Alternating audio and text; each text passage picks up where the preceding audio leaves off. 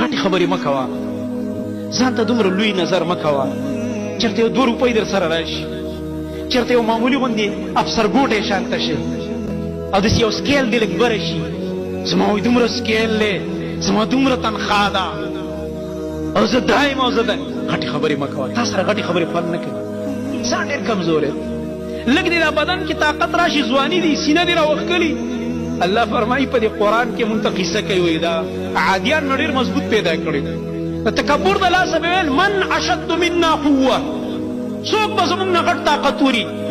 الله فرمایي هغه الله چې تی پیدا کړی هغه ډېر طاقتور دی. غټې خبرې مه کوه. هغه عادیان الله په سینه یې والوځول، الله اوچت کړه او چې کله یې راخطا کول دې ځمکې ته کورونه آبادیان یې ورله اوچتې کړل، یو دوی یې اوچت کړل، ځکه دوی ځان ته درانه ویل، نو الله پاک په سینه یې والوځول.